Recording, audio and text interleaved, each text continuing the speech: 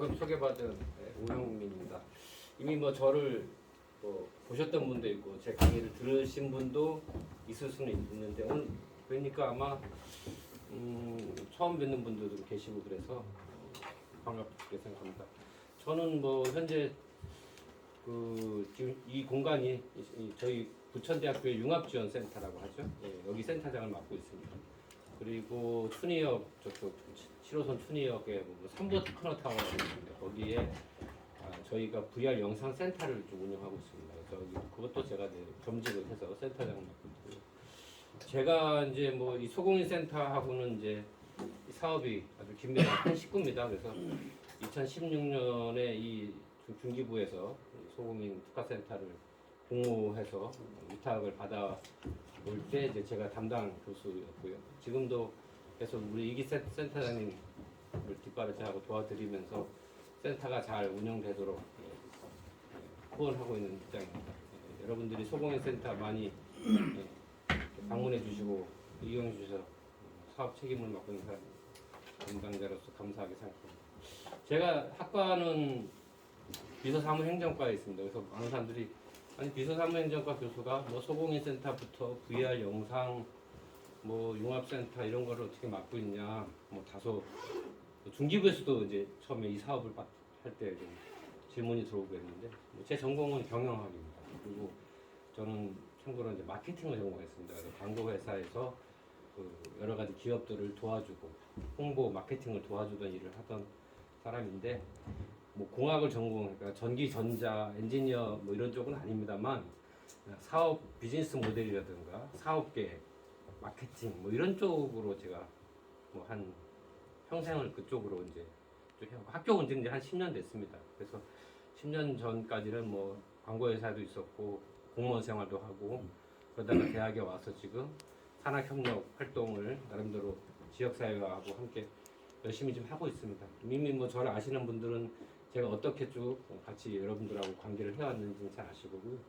오늘 여러분들한테 말씀드릴 이 메타버스가 많은 분들이 좀 잘 이해를 못하는 분들이 있습니다. 메타버스 그러면 뭐 머리에다 뭐 뒤집어 쓰고 뭐 VR 같은 거 게임 하면서 애들 오락하고 노는 뭐 그런 거, 뭐 아바타 만들어서 뭐 제페토에서 뭐 옷도 사 입고 뭐 그런 정도의 좀 재미와 오락으로 오해하시는 분들이 많은데 지금 어떤 현상이 우리 눈에 딱 나타날 때는 그 현상이 나타나기 어떤 배경과 맥락을 보셔야 됩니다. 이게 앞으로 어떻게 흘러갈지. 그리고 우리가 몰랐지만 이미 각 산업, 인더스트리 각 산업별로 지금 엄청나게 지금 활착을 하고 뿌리를 내리고 있는 중이고요.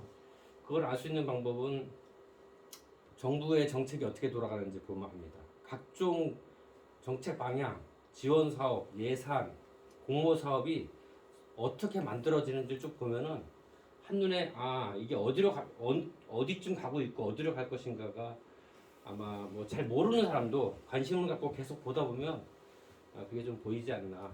메타버스 이전에는 VR, 뭐 가상현실, 그리고 갑자기 AR, AR은 또 뭐야? 그래서 뭐 R자로도 시작하는 시리즈가 자꾸 나와서 이게 뭐지? 뭐 이런 이게 우리 중소기업들 특히 소공인들한테 이게 어떻게 이게 좀 우리한테 다가오는 건가?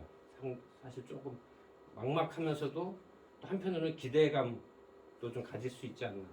그래서 저는 뭐 책으로만 인터넷으로만 뭐 이렇게 조회하고 자료 찾고 뭐 이렇게 하는 것은 여기 현장에 계신 분들한테 제가 전달할 것은 제한이 많다, 제한이 있을 거다. 그래서 제가 부족하지만 우리 직원들하고 현장 기업을 많이 다니고 또 각종 행사를 많이 참관하고 거기 계신 분들하고 인터뷰도 하고 또 직접 제품이나 기술 체험을 해보고 뭐 이러고 다닌 지가 지금 한 몇 년 됐습니다.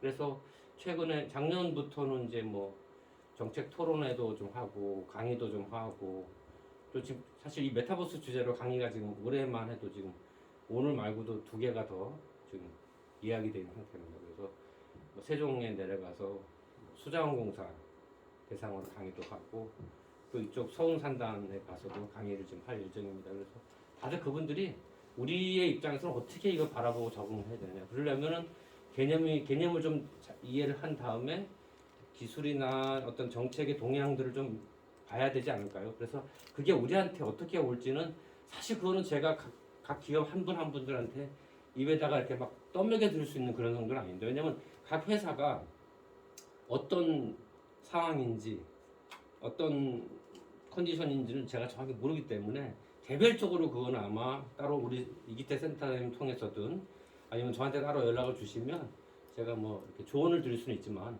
뭐 답을 저한테 달라 이렇게 요구하시면 그건 조금 가할 거고요. 저는 어쨌든 전체적인 흐름, 동향 이걸 좀 현장감 있게 좀 전달해 드리는 입장이라고 보시면 될 것 같습니다. 앞에다가 전기전자 소공인을 위한 이런 것은 아마 대한민국에서 최초라고 생각됩니다. 메타버스의 동향 이거는 뭐 여기저기서 뭐 이렇게 뭐 그냥 이렇게 조금만 자료 서치해서 정리하시는 분들이 많을 텐데 직접적으로 이쪽 업종을 바라보고 접근하는 것은 아마 거의 처음이지 않을까 싶습니다.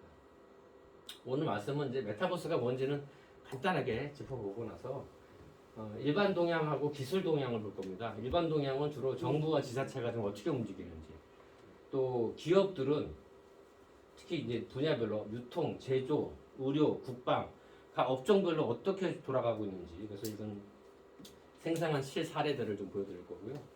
그 다음에 이제 뭐 기술에 대한 얘기를 하는데 제가 뭐 그 전문적으로 프로그램이 어떻고 뭐 유니티 프로그램을 어떻게 작용해서 작업을 하고 뭐 이런 얘기까지 여러 가지 할 건 아닌데요. 전반적으로 XR이라는 컨텐츠를 어떻게 만들어가고 있고 특히 이제 전기전자 소공인 입장에서는 디바이스, 이 장비와 관련된 부분에 조금 아마 관심이 많지 않을까 해서 디바이스 얘기를 좀 할 것 같습니다. 그리고 특히 전기전자 산업에서 실제 적용되는 그 사례들을 보는데 크게 뭐 이제 교육 분야, 또 직원들 실습이나 교육, 또 장비, 부품이나 장비를 개발하는 분야, 그리고 이제 기업이나 제품을 홍보하는 데 있어서 또 메타버스를 활용하는, 이거는 이제 마케팅하고 관련되기 때문에 판매 쪽도 연계되겠죠. 그리고 나서 이제 하나 더 이제 추가로 말씀드리면 이 메타버스를 볼 때 특히 제조업은 디지털 트윈이라는 개념을 머릿속에 한쪽에 갖고 계셔야 될 것 같아요. 그래서 이 개념까지 좀 사례를 좀 말씀드리겠습니다. 제가 이제 우리 직원들하고 계속 현장을 다닌다는 건 바로 이겁니다. 메타버스 코리아라든가 뭐 이런데 저희가 각종 코엑스의 참관을 저희가 합니다. 그래서 저희가 촬영팀을 데리고 가서 직접 인터뷰하고 관련된 내용들을 자료를 받아서 저희가 계속 그걸 어디다가 잡지 형태로 뉴스레터를 만들어냅니다. 그래서 메타버스 뉴스레터를 저희가 발간하고 있습니다. 그래서 현장을 다니면서 뭐 이제 계속 오래 다녔던 행사 현장들이에요. 그래서 다니면서 직접 인터뷰하고 사진을 찍고 또 카탈로그나 관련된 명함들을 받아서 그분들을 또 저희 뉴스레터에 탐방 형식으로 실기도 합니다. 그래서 작년 같은 경우는 작년 가을에는 저희가 메타버스 토론회를 경기도에서 처음으로 저희 학교에서 주최를 했습니다. 그래서 제가 그때 발제를 했던 거고요. 여기에 뭐 도의원들이라든가 관련 학교 전문가들이 오셔서 쭉 발표를 했었고요. 그 다음 5월 12일로 기억하는데 고려호텔에서 전기전자 관련된 기업들을 모셔놓고 부천 관내 기업들을 모시고 제가 메타버스 사례 특강을 좀 했었습니다. 그래서 어떻게 보면 이때하고 오늘하고 한 3번째가 되는 것 같고요. 아마 연말까지 한번 한 총 5-6번 정도 이어지는 것 같습니다. 발표가. 저희 학교는 말씀드린 대로 메타버스 뉴스레터를 만들고 있습니다. 그래서 이게 아마 전국에서 대학에서는 최초로 매월 발간하는 뉴스레터인데요.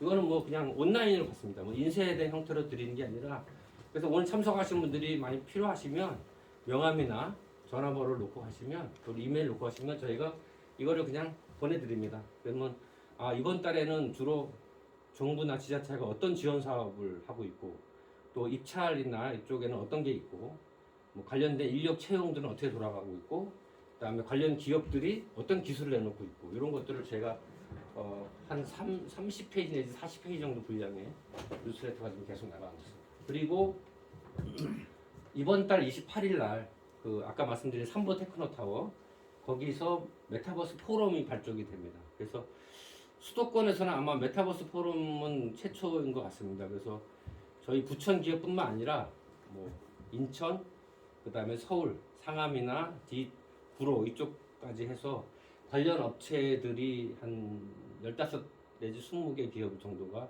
모여서 그동안 저희가 서로 교류를 해왔는데 비공식적인 교류인데 이제 포럼으로 발족을 하기로 되어 있습니다. 그래서 제가 이 포럼을 이제 이끌어가는 주최 측의 입장인데 여기서는 이제 공동으로 사업을 발굴하고 서로 정보 교류하고 그다음에 이제 지원 사업 같은 거 있으면 이제 그런 것도 같이 컨소시엄으로 하고 이런 것들을 저희가 할 예정입니다. 그래서 혹시 오늘 참석하신 분들 중에서 우리 회사도 여기에 이렇게 좀 참여해서 같이 좀 돌아가는 상황들을 좀 알고 싶다 그러시면 이날 오셔도 괜찮습니다. 원래는 메타버스, VR, IT 이런 회사들이 좀 많이 모여 있습니다만 제가 생각에는 제조 쪽에 계신 분들도 오시는 것도 좋을 것 같습니다. 그래서 제조하고 개발하고 플랫폼하고 같이 모여 있으면 비즈니스가 시너지가 훨씬 날 것 같습니다. 그래서 제가 제조 쪽은 우리 특히 소공인 센터가 있으니까 여기 오신 분들이 또 하나의 한 축이 돼주시면 서로 윈윈하지 않을까 생각이 듭니다. 저희가 지금까지 쭉 어떻게 이제 메타버스를 바라보고 관련된 것들을 계속 자료를 모으고 이렇게 활동을 해왔는가 말씀을 드렸고요. 지금부터는 이제 메타버스에 대한 얘기를 좀 하겠습니다. 우리가 지금 현재 인터넷이 등장하고 나서 지금까지 이렇게 쭉 거쳐온 경로를 보면 크게 3단계로 보통 얘기를 합니다. 우리가 2000년대는 이제 90년대 말에 이제 인터넷이 대중화되고 그 다음에 쇼핑몰이라는 게 나타나기 시작했죠. 우리가 아는 아마존 같은 쇼핑몰, 인터파크 이런 것들이 나타난 게 다 이때 2000년대 초반이었던 것 같습니다. 이때 수많은 닷컴 기업들이 벤처들이 막 설립이 됐었던 것 같고요. 이게 이제 인터넷망이 빨라지면서 모뎀이 끝나고 이제 초고속 인터넷망이 되는 요 시기가 바로 우리가 말하는 1.0, 웹 1.0 단계라고 얘기합니다. 그래서 주로 컴퓨터를 놓고 PC를 놓고서 우리가 작업을 하던 시대였죠. 그때 야후, 구글 이런 게 나타나고요. 그 다음 2단계가 이제 우리가 손에 쥐고 있는 이 스마트폰 시대입니다. 그래서 PC에서 스마트폰으로 모바일로 넘어가면서 여기서 클라우드 서비스나 페이스북 같은 SNS나 유튜브 같은 거 이런 걸 해왔죠. 지금도 우리가 여기에 흠뻑 빠져서 정신을 못 차리고 있죠. 여기서 비즈니스 찬스가 엄청나게 나오기도 하고 여기서 엄청난 또 어떤 리스크를 안는 분들도 있죠. 그러고 나서 이제 세 번째 단계로 지금 들어간 게 지금 현재 상황입니다. 그래서 2020년, 그러니까 재작년부터 이제 메타버스 얘기가 나오기 시작하면서 바로 우리가 알고 있는 웹 3.0 단계로 와 있다. 우리는 지금 3.0 단계를 맞이해서 준비하고 있다. 우리가 4차 산업혁명의 어떤 그런 흐름하고 거의 일치한다고 보시면 될 것 같습니다. 우리가 이때 초반에 나타날 때는 인터넷이 나타나서 쇼핑몰이 사람들이 인터넷으로 물건을 주문하기 시작할 때는 뭐라 그러냐면 이제 길거리에 가게 다 없어지겠네. 거리가 소멸되겠네. 이런 극단적인 예측을 전문가들이 많이 했거든요. 근데 실제로 없어졌나요? 여전히 거리의 상점이나 백화점은 돌아가고 있고 그다음에 온라인과 오프라인이 서로 이렇게 조화와 균형을 이루면서 가고 있죠. 근데 그런 현상이 보일 때 빨리 그거를 사업으로 연계해서 거기서 엄청난 부를 축적한 사람들이 지금 세계 글로벌 부자들 순위 보면 전부 다 여기서 출발한 기업들이에요 지금. 그리고 전통적인 제조 기업들은 순위가 한참 밀려 있습니다. 그래서 이때 기회를 빨리 포착하고 빨리 뛰어드는 기업들이 지금까지도 사업을 잘 하고 있는 거죠. 국내나 해외도. 그리고 스마트폰도 마찬가지로. 그러니까 지금 이렇게 우리가 어떤 트렌드를 봤을 때는 메타버스가 우리 일상생활을 많이 바꿀 거고 이게 지금은 그냥 어떤 선두적인 몇 사람이 좀 앞서가 있는 몇 프로가 소수가 이끄는 것 같지만 이게 대중화되는 것은 또 시간 문제라는 거예요. 우리는 벌써 수십 년 동안 경험을 이미 하지 않았습니까? 그래서 메타버스는 딴 나라 얘기, 먼 나라 얘기, 우리 자식들, 애들이 노는 게임, 오락, 엔터테인먼트 영역으로 자꾸 그런 쪽으로 이렇게 소수의 그걸 몰아가면 안 될 것 같다는 생각입니다. 그거를 이제 제가 현장을 다니면서 매년 저희가 이런 코엑스 행사 가면은 제가 한 3, 4년을 1년에 몇 번씩 다녀보니까 초기에는 분명히 게임이 나와서 막 이렇게 애들 노는 애들이 많았는데 코엑스 행사 때 점점 애들은 사라지고 양복 입은 사업 하시는 분들이 바이어나 비즈니스 하는 사람들이 점점 많이 들어오기 시작합니다. 처음에는 오락이고 유아교육, 엔터테인먼트 이쪽 분야가 많았는데 그게 점점 줄고 그렇다고 해서 그게 사업이 안 되는 건 아니죠. 다른 새로운 분야가 나타나요. 그래서 뭐 조선, 국방, 의료, 그 다음에 일반 스마트 팩토리, 전통적인 제조 기업들이 그 속에 막 들어오기 시작하는 거죠. 그래서 그걸 보면서 이건 애들 놀이가 아니고 이제는 모든 디지털 트랜스포메이션의 가장 핵심에 지금 이 메타버스가 자리 잡고 있구나 하는 걸 제가 지금 눈으로 경험하고 있습니다. 현실 세계와 우리가 지금 메타버스 세계는 가상 세계 중에 하나인데 여기에 확장이란 말을 붙였어요. 그러니까 지금 오프라인의 현실 세계에서 우리가 이제 숨을 쉬고 있는데 우리가 인터넷 세계는 가상 세계이긴 한데 인터넷이라는 어떤 평면적인 세계가 아니라 이게 공간감을 갖는 입체적인 공간을 어떤 체험할 수 있는 세계가 메타버스라고 보시면 될 것 같아요. 그게 공장이 되든 유통 쇼핑몰이 되든 물류창고가 되든 개발실이 되든 그게 어쨌든 공간 개념으로 3차원적인 개념으로 우리가 가상세계가 실감나게 만들어진다 이렇게 보시면 되지 않을까 싶어요. 그래서 우리가 확장 가상세계로 지금 여러 가지 관련된 주요 기술들이 지금 다 포진하고 있습니다. 여기에 뭐 XR이라는 게 XR이라는 거는 뭐냐면 이제 확장 기술인데 VR, AR, MR 이걸 이제 XR이라고 해요. 그래서 XR 기술이 등장하고 거기에 플랫폼을 깔아주는 메타버스라는 것이 등장해서 거기에 하나씩 안착이 되는 거죠. 컨텐츠가 들어오고 그다음에 커넥트하는 네트워크 기술이 5G, 6G 이렇게 계속 가고 있는 거고. 그러니까 네트워크가 따라오니까 플랫폼을 깔았을 때 공간 개념의 플랫폼이 들어오니까 거기에 XR 기술이 콘텐츠로 입혀져서 이렇게 하나씩 채워지고 있다 이렇게 보시면 될 것 같습니다. 그래서 현실 세계와 가상 세계 속에서 AR, MR, VR이 있다. 자, VR은 우리가 머리 뒤집어 쓰는 거예요. HMD 아시죠? 되게 무겁고 불편합니다. 뭐 이렇게 좀 고개만 돌리려도 야 이거 뭐 이거 땡기고 무겁고 불편하다. 근데 거기서 이제 한 단계 나간 게 AR입니다. AR은 실제로 현실 세계에 가까이 가는 거예요. 그래서 우리가 모바일이나 그 태블릿 같은 거로 딱 카메라를 켜고 대면은 거기서 어떤 새로운 현실 세계가 비춰지면서 거기에 새로운 다른 것들이 깜빡하고 재밌는 것들이 거기에 뜹니다. 거기에 다양한 걸 입힐 수가 있어요. 그래서 뭐 오락적인 요소도 입힐 수 있지만 배선이 잘못되어 있네, 매뉴얼하고 안 맞네, 내가 어떤 설비를 딱 찍었더니 카메라 되니까 거기에 문제점들을 딱 체크해 주네. 이게 이제 어떻게 보면 현실 세계인데 현실을 좀 증강시킨 거죠. 그래서 증강현실이다 이렇게 얘기를 합니다. 그러니까 VR은 완전한 가상 세계. 그냥 없는데 새로 우리가 뭔가 그림을 그려내는 거죠. 가상을 만들어내는 거고 AR은 이미 존재해. 우리 창고, 우리 생산 라인, 우리 쇼핑몰, 매장 이런 데에서 거기에 뭔가를 소비자들한테 또는 생산자, 기술자한테 뭔가 정보를 계속 넣어주는 거예요. 그러니까 이게 더 사실은 경제 활동하시는 분들한테 이게 더 중요하게 영향을 미칩니다. 그래서 VR 기술이 AR 쪽으로 넘어가는데 이 VR의 장점과 AR의 장점을 두 개 다 쓰고 싶어. 그래서 나오는 게 MR입니다. 혼합 현실. 예를 들어서 내 눈동자가 움직이면은 내 눈동자를 감지를 해서 어떤 마우스로 움직이는 게 아니라 내 눈동자가 마우스가 되는 거죠.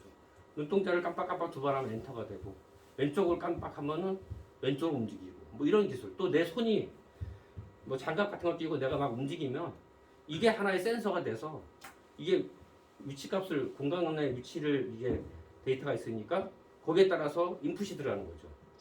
그래서 이런 것들이 과거에 없던 것이 이제 생산이나 개발이나 판매나 유통에 이제 다양하게 적용되기 시작하는 게 이제 코엑스 가면 이제 많은 이제 여러분들 보실 수가 있는 것 같습니다. 뭐 MR에 대한 사례인데 이건 이제 넘어가겠습니다. 그래서 이제 뭐 전문기관들이 발표를 하는데 2030년 정도 갔을 때는 1조 5천억 달러 정도 시장이 커질 거다. VR과 AR 산업이. 이건 메타버스가 아니라 VR, AR 얘기하는 거예요. 그러니까 메타버스는 보다 더 큽니다. 메타버스는 플랫폼이기 때문에. 그죠? 그러니까 VR, AR이 하나의 산업으로서 자리 잡는데 여러분 1조 5천억 달러면 어느 정도 규모인 것 같아요? 1조 5천억 달러 실감 나세요? 지금 전 세계 국가의 GDP를 보면요, 현재 2022년 현재 발표된 거 보니까 오늘 미국의 GDP가 25조 달러. 미국이란 나라가 세계에서 가장 그 경제가 규모가 큰 나라인데 25조예요. 그 다음이 어딜까요? 중국입니다. 중국이 20조 달러입니다. 19조 얼마. 그러니까 미국하고 중국의 차이가 많지는 않아요. 한 5조 달러, 5조 달러 정도 되는데, 자, 그 다음에 이렇게 이제 내려가죠. 순위가 독일부터 뭐 영국 쭉 나오죠. 우리나라가 지금 11위 뭐 12 이런 얘기 하잖아요. 우리나라가 거의 한 이제 2조 정도, 2조 달러. 그러니까는 이게 VR AR 산업이 대한민국 한 나라의 GDP만큼 정도로 지금 예측을 하는 거예요. 이게 예측한 게 데이터가 좀 된 거예요. 최근 건 아니에요. 한 2, 3년 전 데이터입니다. 그러니까 지금 최근에 나온 데이터를 저희가 막 찾다가 이제 못 찾아서 어느 정도로 이게 더 지금 현실감 있게 그려지는 모르지만 어쨌든 이 VR AR 산업이 메타버스의 한 축을 이루는 이 산업만 해도 지금 대한민국 GDP 수준 정도가 새로 탄생이 된다는 거죠. 이렇게 아시면 되고, 특히 우리가 주목할 거는 이 중에서 VR과 AR 중에서 어느 게 더 커질 거냐, AR이라는. 그래서 VR은 어떻게 보면 이제 그 가상 세계이기 때문에 그것만 갖고는 어쨌든 비즈니스나 산업으로 이렇게 키우기에는 한계가 있다. 애들 뭐 만화 같은 거, 그죠? 오락, 엔터테인먼트 수준에서 많이 머무르는데 이게 AR이 주로 산업으로 이제 많이 접근하는 것 같습니다. 그래서 거기에 대한 투자, 주가, 주식도 이쪽 관련된 주가들이 많이 오르는 것 같고요. 그래서 AR을 좀 주목하는 것 같고요. 그다음에 그러다 보니까 이 산업이 커지다 보니까 관련된 기기, 디바이스도 덩달아 커지는 거예요. 예를 들어서 여러분들 머리에 쓰는 HMD 같은 경우는 뭐 대만 거부터 여러 나라 국가 기업이 있잖아요. 근데 이제 이게 헤드 마운트는 점점점 한계가 있어요. 가벼워지고 하더라도 사람 머리에 뒤집어 쓰니까 불편한 거예요. 그럼 이제 어디에 주목을 하느냐? 이제 뒤에서 나오겠지만 글로벌 기업들, 특히 뭐 마이크로소프트나 페이스북이나 구글 같은 회사들이 지금 많은 돈을 들여서 인수하고 R&D 개발하고 하는 게 다 어디냐? 디바이스 쪽이에요. 디바이스가 조금 더 헤드 마운트보다 가볍고 정밀해지면서 해상도가 높고 네트워킹 잘 되는 걸 찾는데 결국 어디로 가느냐? 궁극의 마지막 최종 목적지는 글라스로 가더라고요. 그래서 글라스 관련된 기술과 특허들이 계속 지금 출원이 되고 있습니다. 그리고 그런 벤처들을 계속 인수하고 있어요. 많은 기업들을 돈을 들여서 M&A를 하고 있다. 그래서 여러분들은 아마 제가 보기엔 전기 전자 쪽은 물론 이제 컨텐츠라든가 플랫폼에도 관심 있겠지만 주로 디바이스 쪽을 좀 눈여겨 보셔야 되는 거 아닙니까? 내가 하는 이 제품이, 부품이, 기술이 이런 디바이스에 하고 어떻게 연동을 시키는지, 연결을 되는지를 좀 찾아보시는 게 좋지 않을까 하는 생각이 들고요. 정책 동향을 보면 이제 정부가 거의 모든 부처가 다 메타버스와 관련된 사업들이 다 지금 들어 있습니다. 근데 이제 메타버스 정책은 우리나라에서는 일단 과기정통부가 주무부처예요. 주무부처라서 여기서 여러 가지 기본계획 수립하고 연구하고 뭐 정책에 대한 토론도 하고 하는데 아쉬운 게 중기부가 좀 늦어요. 중기부가 좀 살짝 메타버스를 어떻게 이제 연계하는지를 잘 이렇게 치고 나가지 못하는 것 같아요. 그래서 저희가 쭉 검색을 해보니까 중기부가 발표하는 메타버스 관련된 기사들이 제일 적은 것 같아요. 여기 좀 아쉽고 나머지는 뭐 문체부나 산자부는 좀 많이 있고요. 근데 지자체가 이제 놀랍습니다. 지자체가 일단 지역 경제나 지역 산업을 일으키는데 메타버스를 활용한다. 뭐 재미삼아 메타버스로 공무원끼리 소통한다든지 뭐 어떤 게더타운 같은 거 열어서 공무원들이 업무적인 효율성을 높여서 거기 어떤 자료도 놓고 뭐 공무원들이 아바타 입장에서 시장이 뭐 직원들과 소통할 때 뭐 메타버스 쓴다는데 그 정도 수준에서 한다면 우리가 그렇게 막 관심을 깊이 가질 이유는 없어요. 근데 이제 이게 예를 들어서 지역 상권을 활성화하기 위해서 메타버스 공간에서 우리 지역 상품을 판매를 하겠다. 그럼 거기에 입점하는 것들이 지역의 농산물부터 중소기업 제품들이 입점할 거 아니에요. 그 메타버스라는 플랫폼을 지자체마다 지금 만들겠다 이렇게 나와요. 그래서 나라장터 같은 데 보면 메타버스 용역들이 굉장히 많이 나옵니다 지금. 그래서 제가 아는 몇몇 기업들은 그 용역만 지금 쫓아다녀서 이렇게 사업 단위라고 엄청 바빠요. 플랫폼 기업들은 플랫폼 설계하고 구축해주고 메인티넌스하고 거기에 이제 운영에 대한 노하우들도 이제 지금 하나씩 이제 생겨나는 것 같고요. 그래서 서울, 뭐 인천, 경기 이게 수도권의 광역 단체들이 전부 다 하고 그다음에 코엑스 같은 데 가면 이런 지자체들이 자기 별도의 부스를 운영하는 곳들이 막 생겨납니다. 그래서 인천, 뭐 충북, 뭐 이렇게 해서 특히 경북 같은 경우는 보시면은 여기 뒤에 나온다. 경북 같은 경우는 자기가 메타버스의 수도가 되겠다. 그래서 앞으로 메타버스로 관광, 일자리, 그다음에 제조업 경쟁력 뭐 이런 거를 높이는데 메타버스를 활용하겠다. 경남 같은 경우도 경남 지역이 갖고 있는 조선이라든가 자동차 그 산업 기지들이 많잖아요.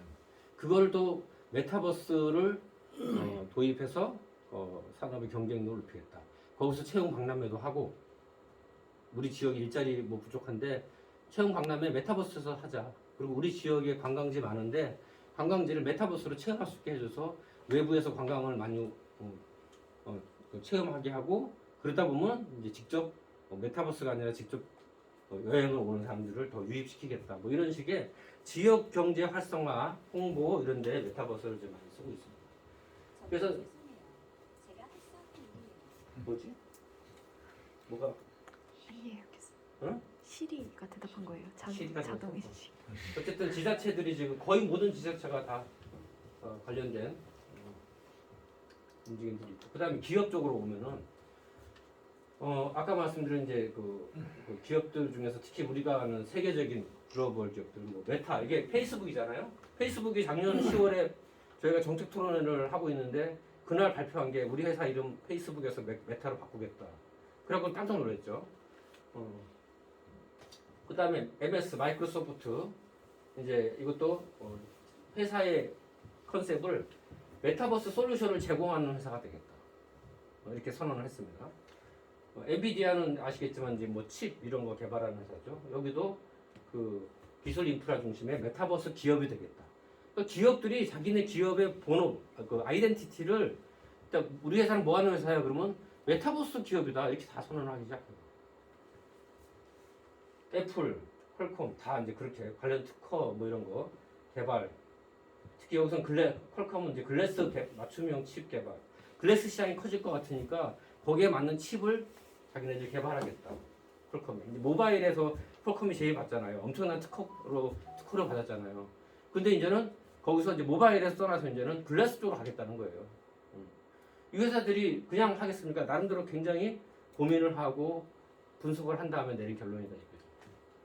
그 다음에 이제 앞에서 회사가 달리 이제 이쪽은 이제 제조 나이키 신발 회사. 신발. 이건 이제 자기네들이 이제 그 갖고 있는 로고를 메타버스 공간에서도 지적재산권을 확보해 놓는 거예요. 메타버스 공간에서 자기네 나이키 로고 저작권 등록해 놓는다는 거예요. 왜? 그쪽이 이제 거기서 그러니까 나이키를 그 메타버스 공간에서 이제 뭐죠? 그러니까 제가 아이디를 갖고 들어가면 내가 나이키 신발을 거기서 신는 거죠. 아이템을 사는 거예요. 실제 나이키 신발이 10만 원인데 내가 거기서 뭐 한 5천 원 주고 내 아바타에다가 신기는 거예요. 그런 형태로 이제 플레이를 하고 그 안에서 사람들 만나고 하잖아요. 그러니까는 명품백 같은 거 있잖아요. 명품 시계. 내가 평소에 구찌 가방을 두고 다닐 수가 없어. 너무 비싸서. 근데 내 아바타가 메타버스에 들어가서 내가 구찌를 가방을 두고 다니게 하는 거예요. 그 명품을 메타버스 공간에서 소비하는 거죠. 네, 이런 형태로. 그러다 보니까 거기에 따른 여러 가지 상표권 얘기가 나오겠죠. 네, 디즈니 또 독자적인 디즈니만의 메타버스. 디즈니는 컨텐츠 회사잖아요. 아주 좋은 컨텐츠가 많잖아요. 그죠? 현대자동차. 요거 이제 최근에 발표한 건데 그 메타 모빌리티라는 거를 이제 직접 나와서 발표를 합니다. 그 CES 2022에 나와서 정의선 회장이 우리 회사는 메타 모빌리티 회사다. 그러니까 단순한 자동차 회사가 아니라 이동 하는 어떤 그런 컨셉을 메타버스의 개념하고 연계시켜서 했다. 뭐 이런 얘기인 것 같아요. 이런 경험을 제공한다. 회사의 기본적인 업의 개념을 바꾼다. 업의 개념. 니는 뭐하는 회사야? 그러면 우리 회사는 메타버스 회사야. 이렇게 딱 선언을 해버렸다는 거예요. 그러면 나중에 거기에 관련된 거래처들, 협력업체들, 하청업체들이 따라갈 수밖에 없는 거죠. 대기업이 글로벌 기업들 움직이니까, 그죠? 그다음에 이제 뭐 자동차 회사, 홈쇼핑, 뭐 이런 데들도 다 유통회사라고 뭐 이제 판매 분야에서 이제 메타버스를 특히 AR, VR 기반의 뭐 쇼핑, AR, VR 기반의 쇼핑. 그러니까 우리가 5G 딱 떴을 때 제일 먼저 그 소상공인진흥공단에서 전화가 왔는데 저한테도 그때 박영선 장관인가? 그러니까 제일 관심이 뭐냐면 야 이게 속도가 엄청 빨라졌는데 그러면 이제 메타버스 공간에서 중소기업 제품들, 소상공인 제품들 팔 수 있는 거 아니야? 그럼 구축하는데 돈 얼마 들까요? 이걸 물어보더라고 저한테. 저도 불이 나게 막 여기저기다가 이제 막 요청해서 금액이 얼마쯤 들 겁니다. 결제 기능 넣는 게 제일 급선무입니다. 이런 얘기를 했었는데 벌써 이제 그런 네트워크가 이제 따라오고 VR, AR 콘텐츠가 점점 만들어지기 시작하니까 플랫폼은 이제 메타버스라는 플랫폼을 딱 깔면은 이제 특히 코로나 시기에는 특히 메타버스 공간에서 물건을 팔 수 있다라고 생각을 하기 시작하는 것 같아요. 공무원들이 벌써. 그러니까 이제 결국은 이제 그런 방향으로 갈 수밖에 없을 거라는 거예요. 자, 제조 분야. 제조 같은 경우는 이제 이 회사는 제가 직접 가봤는데 MIT라는 회사인데 제조 현장의 모니터링을 다 이제 메타버스로 합니다. 아까 말씀드린 대로 CCTV 수준이 아니에요. CCTV를 달아놓고 뭐 감시하는 거죠, 이거. 근데 이 메타버스는 이제 AR 개념을 해갖고 현장에서 오류가 나는 거, 품질에서 뭐 문제가 생기는 거, 뭐 회로의 배선에 어떤 그런 것들이 잘못된 거, 안전의 문제라든가 이런 것들을 다 AR로 체크를 한다는 거죠. 품질 검수를 이제 아까 말씀드린 AR 증강현실로 한다. 품질의 정확도를 높여야 한다. 그 다음에 현장 작업자를 위한 시각화, 눈으로 이제 한눈에 딱 볼 수 있게 해준다는 거죠. 그러니까 비대면 협업, 직접 얼굴 보지 않고도 서로 긴밀한 협업을 할 수 있게 된다. 실제로 이제 MIT라는 회사가 그렇게 하고 있고 중소기업입니다. 카이는 아시죠? 이거는 뭐 항공우주산업, 우리나라 KF-21을 만드는데 이거는 이제 얼마 전에 제가 갔었는데 직접 이제 인터뷰도 하고 설명을 들었어요. 각종 시뮬레이터가 다 지금 뭐 조종사를 위한 시뮬레이터, 그 다음에 현장에서 이제 이런 것도 있더라고. 그러니까 국방 쪽에서 엄청나게 많은 것을 도입하는데 많은 돈을 들이지 않고 그 군인들을 조종사나 군인들을 훈련시킬 때 바로 이 시뮬레이터 기능을 읽었어요. 예를 들어서 군함에서 여러분 그 벌컨포를 쏘잖아요. 근거리에 오는 항공기를 원거리는 뭐 미사일을 쏘겠지만 근거리는 벌컨으로 쏘는데 그게 꽤 이제 비용이 비싸죠. 그리고 정확도를 필요하면 그 군인들한테 훈련시키려면 어떻게 돼요? 그냥 직접 쏘게 하면 엄청나게 이제 그 돈이 많이 들잖아요. 똑같이 그거를 그 직접 시뮬레이터 만들어 갖고 거기서 가상의 뭐 미사일이나 적이 떴을 때 맞추는 훈련을 시키는 거예요. 그러면 그게 실제하고 못지않게 정확하다고 비용은 얼마 안 들어요. 사실은 한번 개발하고 나면. 네, 그래서 제가 관심 있게 본 거는 와 국방 쪽에서는 지금 엄청나게 지금 도입하고 있구나. 그래서 얼마 전에 또 킨텍스에서 했던 한국 방위산업전 갔더니 돌아다니면서 보니까 따로 VR이 따로 있더라고. VR AR로 지금 국방 무기 개발하는 거, 그 다음에 훈련시키는 거, 거기에 이제 적용하고 있는 거죠. 카이도 마찬가지로 그렇게 하고 있다는 거죠. 그 다음에 이제 여기 이제 디지털 트윈이 나오는데 생산 현장하고 똑같은 그런 것들을 하나 만들어서 쌍둥이 있죠, 쌍둥이. 현장에서 이렇게 물건이 만들어지고 개발 생산되는 현장을 내가 어떤 그 메타버스 공간에서 똑같이 이게 실시간 거의 같이 진행이 되는 거예요. 그럼 거기서 어떤 문제가 있는 거 발견하면 바로 조치하면 현장에서도 바로 조치가 되게끔 그런 형태인데 두 가지 환경을 동시에 운영하는 거죠. 거의 생중계하다시피 산업용에서 이제 그 일종의 메타버스 팩토리, 우리가 스마트 팩토리 개념에서 이제 메타버스 팩토리로 이제 넘어가거든요. 더 나가는 거죠. 스마트 팩토리 공장도 하려고 지금 되게 노력하고 있는데, 아이고 다 함께 이제 메타버스 팩토리네. 이제 이렇게 바빠졌습니다. 이제 제조업의 입장에서는. 네. 반도체 설비 교육 같은 경우도 이제 메타버스. 그다음에 이제 뭐 지멘스 같은 경우는 이제 대표적으로 이제 메타버스를 도입한 케이스고요. 스마트 팩토리로 인해서 불량률도 감소했다 뭐 이런 얘기를 하는데 참고하시면 될 것 같고.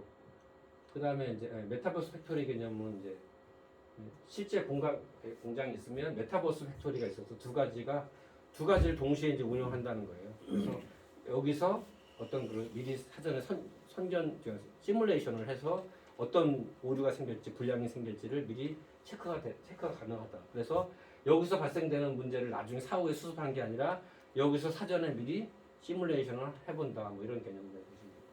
중기부가 이제 관심 있는 분야는 아마 제조에서의 그 메타버스 팩토리가 아닌가. 의료 쪽에서도 예를 들어서 의료는 이제 뭐 사람을 생명을 다루는 거고 수술하는 게 많잖아요. 그래서 이렇게 응급 환자를 대응할 때도 이게 직접 간호사나 의사들을 그냥 그 리얼한 현장에서 대응하는 것도 중요하지만 사전에 교육시킬 때 또 어떤 실무 수습할 때 인턴, 레지던트 할 때 수술 같은 경우도 그냥 이렇게 그림 갖고 수술 연습하는 게 아니라 똑같이 수술하는 현장에서 내가 직접 칼을 메스를 어떻게 움직이면 이게 어떻게 이제 수술의 결과가 나오는지를 그대로 이제 보면서 한다는 거죠. 그래서 AR 개념으로 수술 같은 경우도 한다. 그래서 거기다가 또 시력, 안과 같은 경우도 이제 그 메타버스를 활용해서 시각 장애인을 위한 시각 보조 앱 같은 경우도 아까 말한 아이 트래킹 기술이라든가 이런 게 굉장히 발달해 있다 보니까 그런 것들에 대한 측정, 어떤 진단 이런 것들을 해 나간다는 거죠. 네.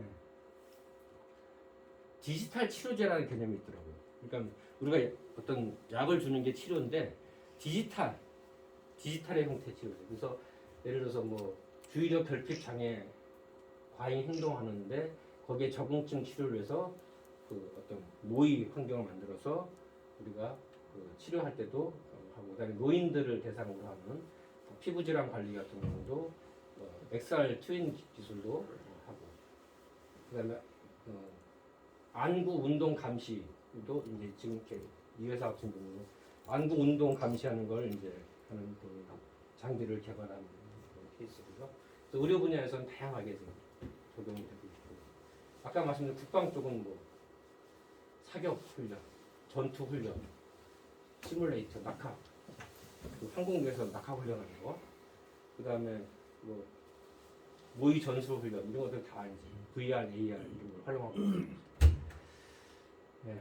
그 다음에 이제 기술 동향을 보면 이제 크게 이제 디바이스하고 XR인데 XR부터 보면은 나사 같은 경우는 이제 우주인 교육 프로젝트에 사이드킥이라는 게 있는데 거기에 그 프로젝트에 MR을 도입을 하고 있다. 그러니까 실제 이제 우리가 화성이나 이런 달에 착륙했을 때 달에 착륙한 거하고 똑같은 상황을 만들어내는 거죠. 그 시뮬레이터가. 그래서 그 믹스드 리얼리티, 혼합 현실을 적용하고 있고 포드 자동차를 이제 신차 디자인할 때 이것도 MR을 활용해서 하고 있다. 그래서 이쪽 부분을 뭐 좀 더 각도를 좀 깎으면 어때? 앞에 길이를 좀 줄이면 어때? 늘리면 어때? 이런 것들을 현장에서 토론하고 바로 그 자리에서 이렇게 사람의 그 설계한 디자이너가 거기에 이제 인풋을 주면 바로 그 자리에서 내 눈앞에서 차의 모양이 어떻게 바뀌는지 디자인이 어떻게 바뀌는지 직접 본다는 거죠. 그러니까 상상하는 게 아니라 그 자리에서 비추는 거예요. 그래서 이걸 입체 실물처럼 그래서 그런 어떤 그 모의 디자인이죠. 바로 현장에서 하고 있다는 거죠.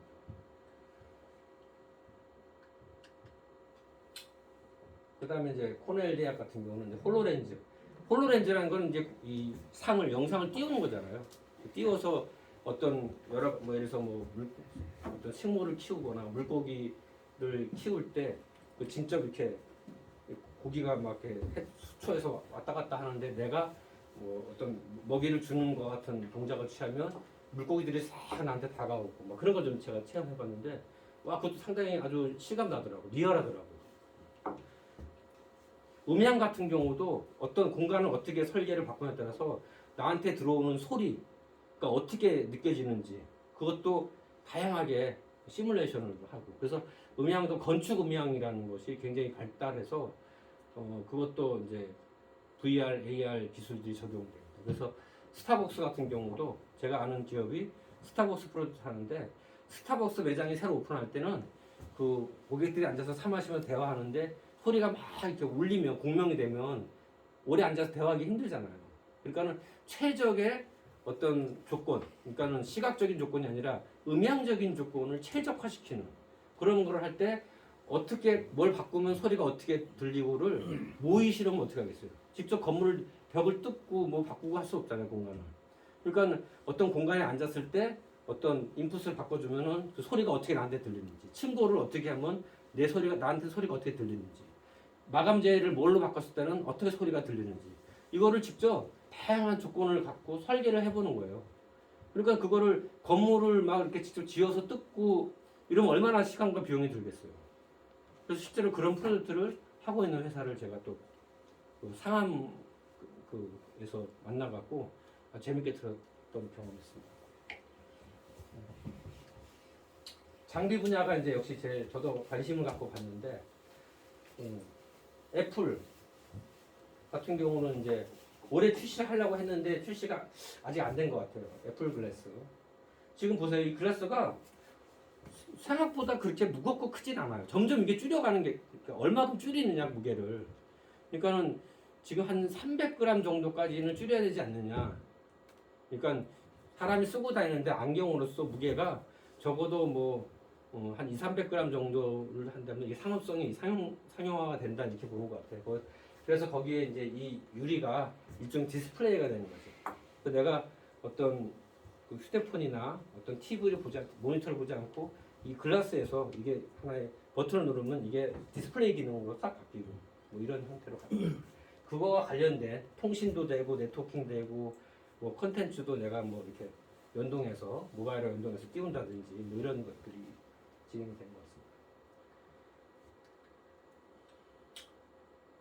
예. 다 글래스와 관련된 현황들이고요. 홀로렌즈 이번에도 갔더니 우리가 10월에 갔었나 11월 9월에 갔었나 그 코엑스 갔더니 그 홀로렌즈 2까지 지금 나와 있어요. 그래서 좀 이거 써보고 체험을 해보고 점점 이제 이게 진화하는 것 같아요. 홀로렌즈 3, 4 이렇게 넘어갈 것 같은데 그러니까 구글, 애플, 페이스북 전부 다 이 글라스에다가 지금 집중하고 있다. 관련된 조그마한 기업들이 기술력 말씀을 막 과감하게 M&A 하고 있는 중이다.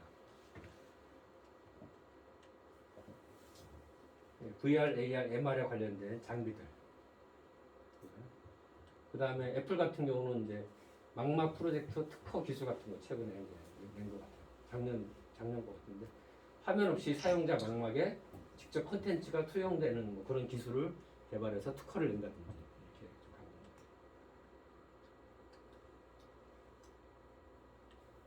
겁니다. 그러니까 처음에는 우리가 PC나 스마트폰으로 재밌게 놀았는데 소통도 하고 게임도 하고 했는데 이제 이게 몰입감이 진짜 리얼한 현실감이 느껴지는 그런 XR 기반의 메타버스가 이제는 이런 놀이와 게임에서 제조 훈련 이런 영역으로 이제 좀 더 특화되어 간다. 그래서 여기서 활용되다가 이제 일상생활에 우리 일상생활을 바꿀 거다 이렇게 볼 것 같아요. 그래서 이제 이 분야가 이쪽에서 점점 이제 이 산업으로 넘어가고 있다. 해부학 실습, 아까는 의료 분야에서 홀로그램으로 해부학 실습이에요. 인체에 대한 것을 상을 띄워놓고 사람의 몸이 내장이 장기가 어떻게 되고 있고 뭐 간이 어떻게 되고 있고 이런 걸 다 이제 여기서 입체적으로 보고 있다는 거죠. 징그럽더라고요. 이거는. 홈 트레이닝 같은 경우는 뭐 이미 많이 하고 있고요. 원격 협업. 그러니까 지금 대기업들이 지금 제가 지난번에 얼마 전에 이제 간담회를 했는데 뭐 큰 이제 대형 로펌에서도 오고 몇 군데 이제 그런 데서 왔는데 어떻게 소통을 하냐더니 다들 플랫폼 갖고 있더라고요. 그래서 게더타운 쓰세요 했더니 그거는 그거하고는 안 돼서 자기네가 자체 개발을 했대요. 그래서 직원들이 한 1000명 되는데 그 플랫폼 안에서 다 소통을 한대요. 회의하자 그러면 뭐 몇 번 회의실 예약 실제 이런 회의실이 아니에요. 자기네 그 회의실이 따로 있어요. 메타버스 공간에. 거기서 관련된 부서 사람들이 쫙쫙쫙 들어와서 입장해서 보고서 서로 회의를 한다는 거예요. 자료 딱 누르면 자료 쫙 펼쳐주고 그러면 옆에 화면에다가 그 자료가 뜨고 그래서 모니터 보면서 회의를 이렇게 하고 있더라고요. 그러니까 줌보다는 더 어떻게 보면 더 진일보한 거죠. 벌써 큰 회사들은 업무적으로 소통하는 데 있어서 바로 메타버스를 쓰고 있어요. 직원들이 많은 경우는. 그러니까 궤도타운 정도는 여러분들이 아마 이렇게 중소기업 같은 경우는 직접 가입을 해서 한번 이제 체험을 해보셔야 될 것 같아요. 그리고 앞으로는 이제 뭐 이렇게 뭐죠? 여러분들 거래처들하고 회의하는 것도 그런 공간에서 아마 하지 않을까. 이미 하고 있는 데도 있을 것 같은데 협력업체들은 이번에 뭐 저기 뭐 워크숍 어디서 모이지 말고 우리가 어떤 공간에서 만들어놓은 플랫폼에서 모이시다 이렇게 되는 거죠. 그 다음에 이제 전기 전자 산업에서 이제 이 업종을 이제 딱 묶어놓고 이쪽에서는 어떻게 움직이는가 사례를 보니까 주로 이제 제가 보기에는 크게 4가지 영역인 것 같은데 이게 더 추가될 수 있겠죠. 제가 아직 미처 못 본 분야가 있어요. 그래서 직원들을 실습이나 훈련시킬 때 쓰는 거, 그 다음에 어떤 제품을 개발하는, 그죠? 제품 제조업에서 그런 경우, 그 다음에 마케팅 홍보할 때 이제 메타버스 활용하는 거, 그 다음에 이제 생산 라인에서 디지털 트윈까지 도입하는 경우, 요거는 이제 사실은 이제 우리 소공인들한테는 적용하기 좀 어렵지 않을까 싶어요. 이건 좀 규모가 있는, 적어도 뭐 중견기업 1차 벤더 정도, 1차 벤더 정도 되면 아마 이 정도 되지 않을까 싶은데, 실습 훈련 같은 경우는 뭐 당연히 이제 그 직원들 이렇게 생산 현장이나 업무에 투입했을 때 교육시킬 때 이제 VR, AR 또는 메타버스를 활용할 수 있다 이렇게 봅니다. 제가 가서 본 것 중에 재미있었던 거는 항공기 쪽이 이제 보잉사가 만드는 항공기의 엔진을 뜯었다가 조립하고 막 분해하고 이런 게 굉장히 중요한데 과거 옛날 거 막 이제 폐기하는 항공기의 엔진은 구하기가 쉬우니까 그걸로 그 항공기 그 훈련생들을 그걸로 한대요. 근데 신형 새로 나온 엔진은 감히 뜯어볼 수가 없는 거야. 훈련시킬 때. 근데 그거를 교육용 매뉴얼을 개발했어. AR로. 그래갖고 신형이라도 자기네가 쫙 다 찍어서 분해하고 조립하는 걸 그대로 시뮬레이션을 해보는 거야. 그래서 번호 뭐 몇 번 볼트 뭐 나사를 어떻게 풀고 뭘 뚜껑을 열고 요 순서대로 딱딱 안 하면은 띡 에러가 뜨고. 그래서 과거의 구형 폐기되는 엔진이 아니라 최신 신형 엔진까지도 이걸로 다 실습을 하는 거예요. 그러니까 엄청나게 많은 그러니까 비용도 절감되고 시간도 절감되지만 그런 교육 훈련의 경험을 같이 기회를 갖지 못하는 사람한테도 그런 교육을 시키더라 이거죠. 그거 보고 깜짝 놀랐어. 우리 직원들도 보고서 다들 막 정신없이 봤다고. 그래서 야 이게 조금만 뭘 순서를 잘못하고 배선을 뭘 좀 잘못 건드리면 거기서 바로 에러가 뜨고 뭐 점수도 낼 수 있겠죠. 평가도 할 수 있을 거예요. 그런 것들이 이제 실습 교육에서 적용되는 거고. 제가 그 12월 1일 날 이제 수자원 공사를 가서 이제 메타버스에 대한 사례 동향을 좀 알려달라고 그러는데 그분들이 왜 그 강의를 듣는가 내가 물어봤어요. 했더니 거기 다 이제 개발자나 연구진들인데 앞으로 자기네들이 앞으로 어떤 쪽의 프로젝트나 R&D를 해야 되는지 방향을 설정하려고 합니다. 그러니까 수자원 공사가 앞으로 자기네 업과 관련돼서 어느 분야를 새로 투자해야 되느냐. 그래서 메타버스라는 개념을 좀 동향이나 사례를 접하고 나면 자기네들이 자체적으로 토의를 해서 메타버스를 어느 분야에 어떻게 적용해보자 할 때 뭔가 이렇게 전반적인 큰 흐름을 알고 나면 좀 도움이 될 것 같다. 그래서 제가 이제 강의를 하기로 좀 되어 있습니다. 대원전기라는 회사는 뭐 이게 전기 관련 업종이라 제가 일단 있어서 좀 여러분한테 소개하는데 이렇게 이제 이게 고압 전기잖아요. 이런 거 흐를 때 이게 좀 잘못하면 위험할 수 있잖아요. 다칠 수가 있잖아요. 그러니까 이거를 어떻게 해요? 일종의 이게 안전 스틱이라고 그러는데 이거를 VR로 미리 이걸로 연습을 시키는 거예요. 훈련을. 그래서 어떻게 해야 이게 사고가 나지 않고 안전 스틱을 잘 설치할 수 있는지 뭐 이런 것들. 항공기 이거 아까 말씀드린 항공기 쪽이에요. 전자 매뉴얼. 일종의 매뉴얼이 지금 개발돼서 쓰고 있더라고요. 반도체 쪽도 반도체 라인을 이렇게 쭉 들어가서 어디에 뭐가 있고 몇 번 뭐 어딜 누르면은 어떤 실이 열리고 거기서는 어떤 기계들이 있어서 버튼을 어떻게 조작해야 되고 이런 거를 다니면서 이렇게 체험시키는 거예요.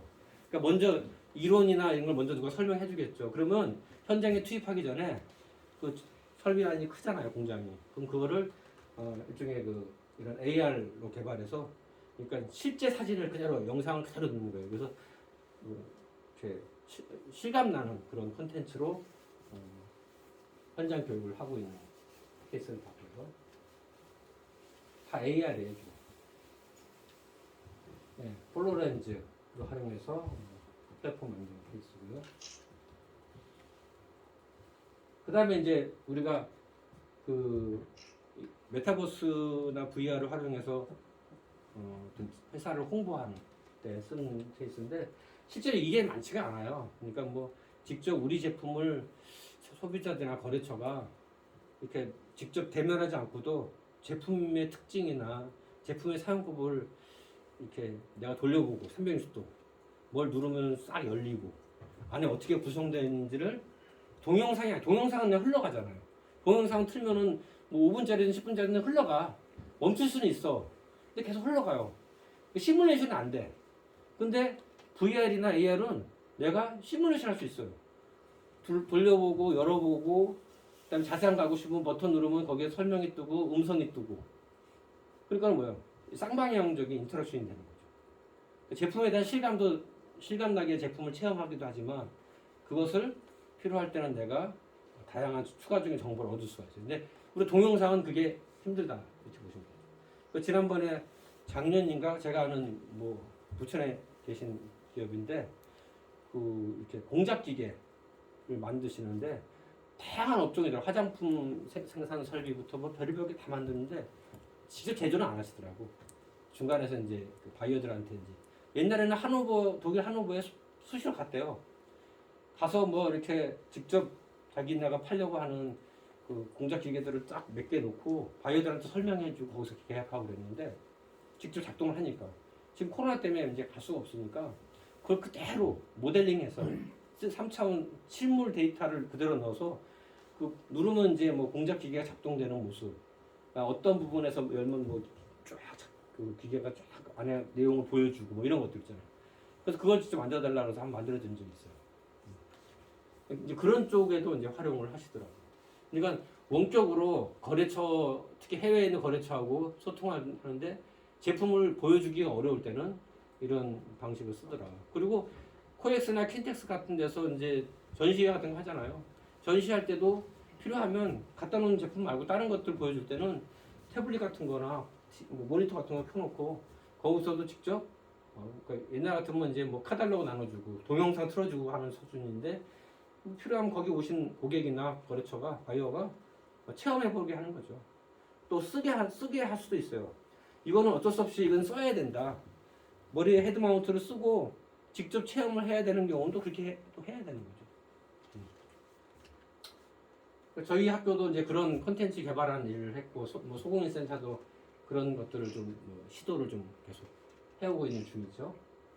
막 그런 거는 저희가 막 좀 이제 퀄리티가 높일 수 없는 게 이제 예산이 너무 적다 보니까 아시겠지만 해보신 분들은 아이 뭐야 이럴 수도 있지만 사실은 동그라미를 한두 개 더 붙여야 되는 금액이에요. 뭐 한 1, 2억 정도 들어야 제대로 된. 그러니까 현대자동차 같은 경우는 새로운 제네시스가 나온다. 그 신차 체험을 이런 방식으로 하거든요. VR, AR로.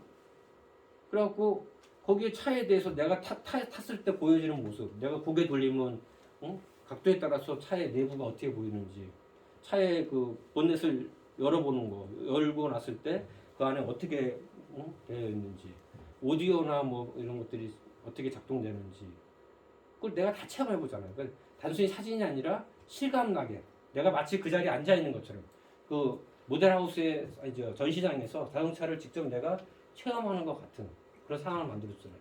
그거 하는데 뭐 수억이에요, 수억. 거기에 변속기 하나 만드는 변속기만 3D 모델링해서 그거를 그 현대자동차 안에 직원들한테 변속기 쪽에 참여하는 사람들 훈련시키는 그 콘텐츠를 만드는데 그것도 한 5억 정도 들어요. 이렇게.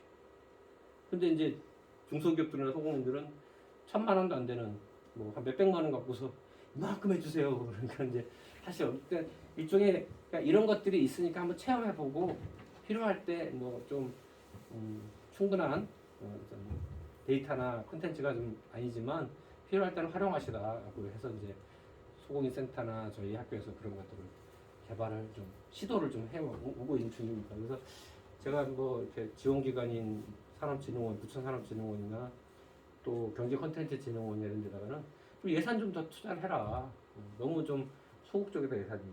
이렇게 주문을 하고 있습니다. 이런 경우죠. 뭐 직접 회사 이름이 노출됐는데 뭐 음식물 처리기, 음식물이 어떻게 처리되는가를 잘 모르겠어. 그러면 이거를 쓰고 직접 내가 뭘 이렇게 손에 든 걸 움직이면 뚜껑 열어서 뭘 음식물 투입했을 때 이게 어떻게 변환되고 이게 어떻게 발효가 되는지 이렇게 폐기가 되는지 그럼 폐기된 거 음식물이 다 이제 썩으면 그걸 내가 퍼서 밭에다 뿌리는 장면까지를 직접 다 체험해 보는 거예요.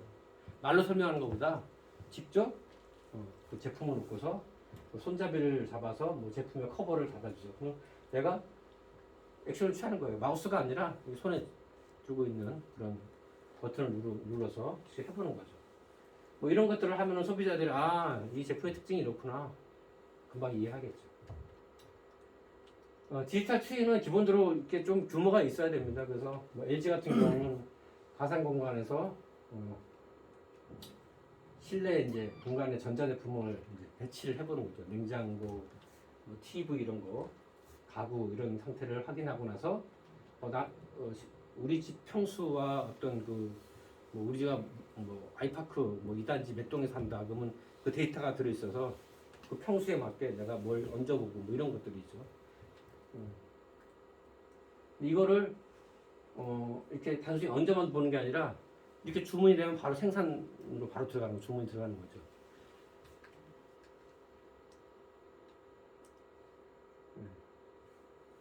디지털 트윈은 뭐 개념만 이해하시면 될 것 같아요.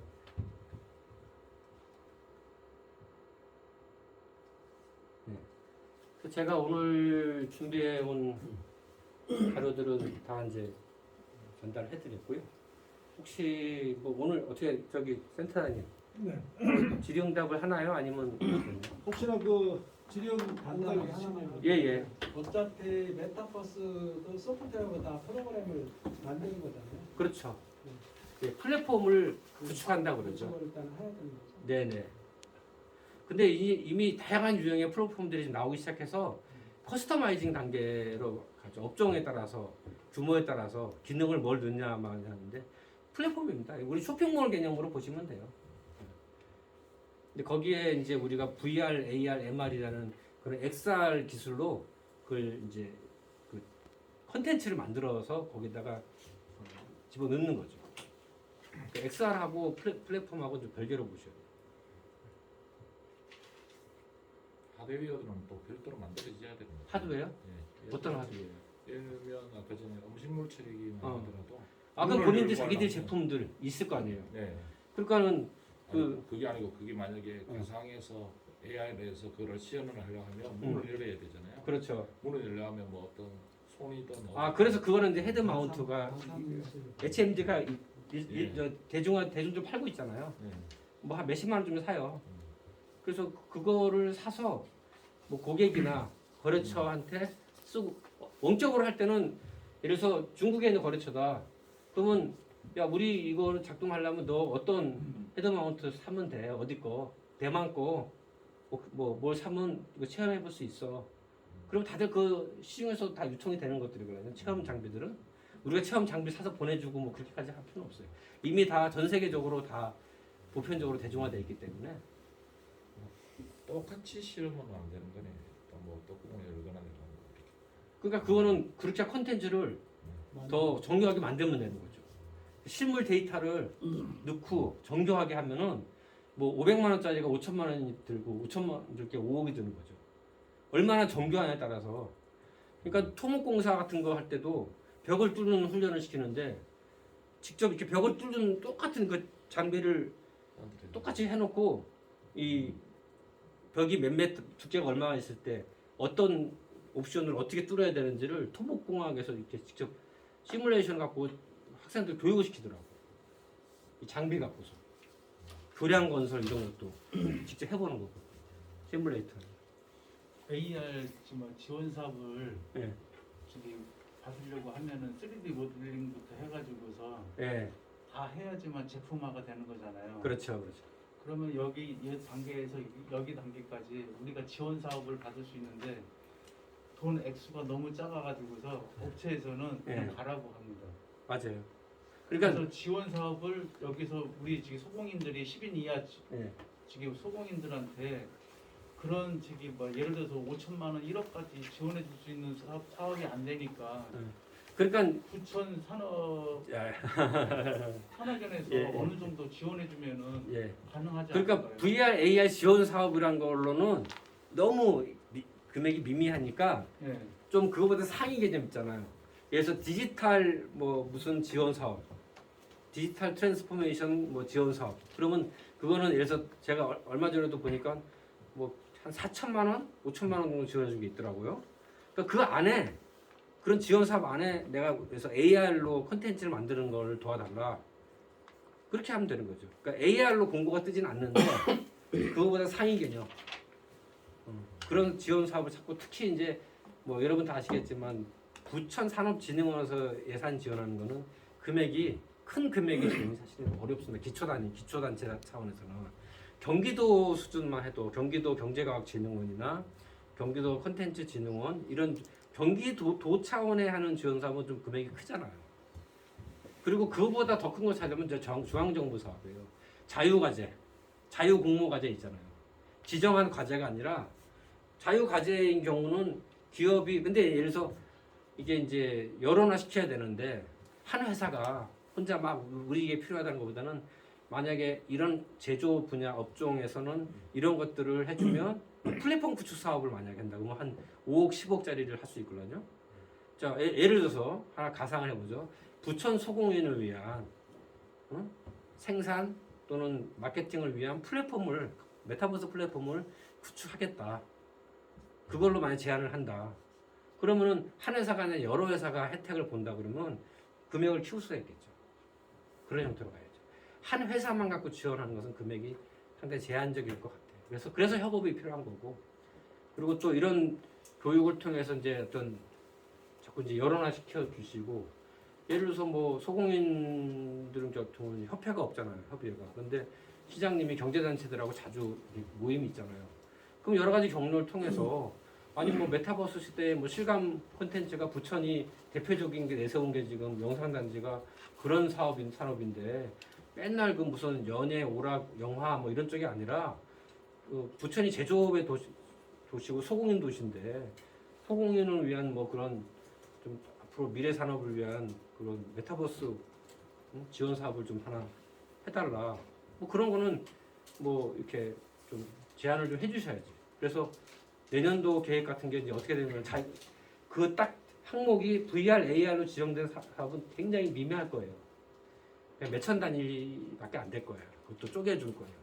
500만 원, 1000만 원. 그러니까 500만 원, 1000만 원 갖고는 한 회사가 충분한 그걸로 성이 안 차죠. 대신에 이제 그걸 통해서 마중물이 돼갖고 자 이번에 이렇게 해보니 다음번에 업그레이드하기 위해서는 이게 필요하다. 그럼 그 다음 단계로 넘어가야 되죠.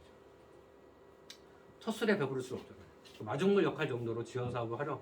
소공인 센터가 만약에 어떤 지원 사업 하는데 소공인 센터 아시면 금액이 상당히 적잖아요. 적지만 그래도 지원을 받으시는 거는 그걸 통해서 잠재력과 가능성을 여러분들이 확인하시려고 하는 거잖아요. 근데 해보니까 좋다. 지금 뭐야 협업을 아무리 한다 하더라도 팀 구성을 네. 예? 제대로 됐다고 하더라도 네네. 실질적으로 소상공인한테는 그 경기도에서 네. 지금 정부 지원 사업이 네. 해당이 안 되는 거죠. 지금 부천시에서도 저희 조명연구원이 있습니다. 네네. 있어요. 근데 저희 소상공인은 거의 문턱을 넘을 수가 없습니다. 뭐 세라믹 연구원도 있고 뭐 저희 여러 군데 있는데 저희 소상공인 같은 경우는 문턱이 너무 높습니다. 그래서 그거는 협업을 한다 하더라도 예. 그런 지원 사업을 산학연에서 좀 도와주면은 그러니까 그거는 서로 이제 롤 플레이를 같이 해야죠. 예를 들어서 저도 산업진흥원 또는 뭐 경기도 이쪽에다가 저도 이제 여러 가지 경로로 이제 뭐 저도 네트워크 있으니까 얘기를 하는데 네. 저는 대학이잖아요. 예, 예. 대학에서는 이제 뭐 자문이나 전문가 의견을 듣겠죠. 근데 당사자는 이제 소공인들이나 중소기업들이잖아요. 여기서 뭔가 의견들이 모아져서 누군가가 이제 예를 들어서 뭐 여기 그런 뭐 벤처협회가 될지 뭐 무슨 뭐 교류회 어떤 교류회 중소기업 중진공 있잖아요. 아니, 부천진흥회 뭐 이런 차원에서 좀 제안해주고 서부 지역 차원에서 경기도에다가 제안을 해주시고 이렇게 가야죠. 당사자들이 요구를 해야 뭔가 반영이 되지. 이 센터나 대학이 요구하는 것은 잘못하면 이제 오해할 수 있는 게 저희는 당사자 조직이 아니기 때문에 간접 조직이라 저희도 물론 역할을 하지만 같이 해야 될 것 같아요. 같이. 저기 경기도 지원 사업을 받았는데 저기 예를 들어서 저기 부천 지금 산학연에다가 해가지고서 지원 사업이 지금 1,000만 원을 따왔는데 지금 부천에서는 뭐 지금 예를 들어서 디자이닝, 3D 모델링부터 해가지고 사는데 이건 2천만 원이다.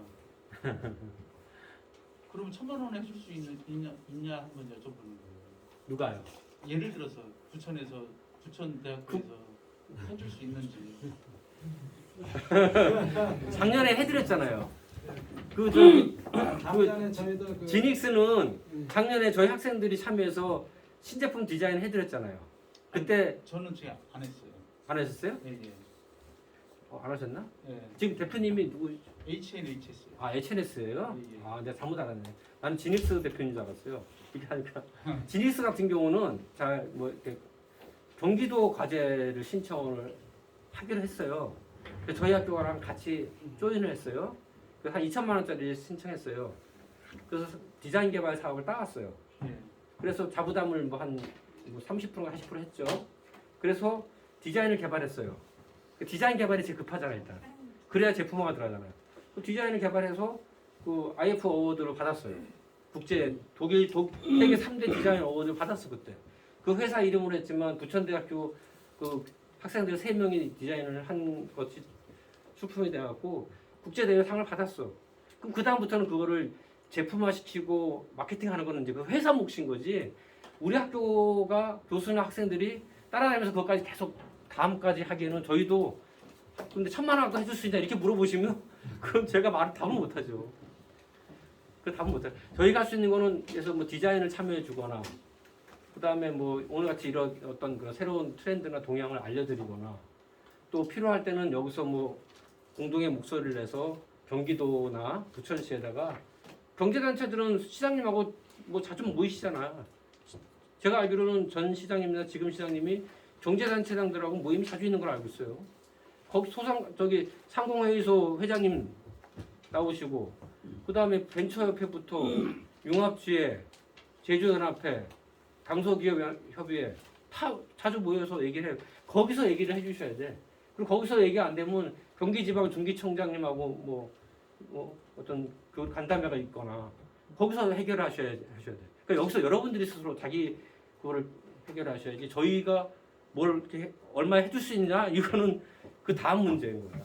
그 금액 갖고 우리 보고 뭐 1,000만 원 줄 테니까 니네 다 해줄 수 있어 이렇게 물어보시면 뭐라고 답을 하겠습니까? 해줄 수 있다고 얘기할 수 있을까요?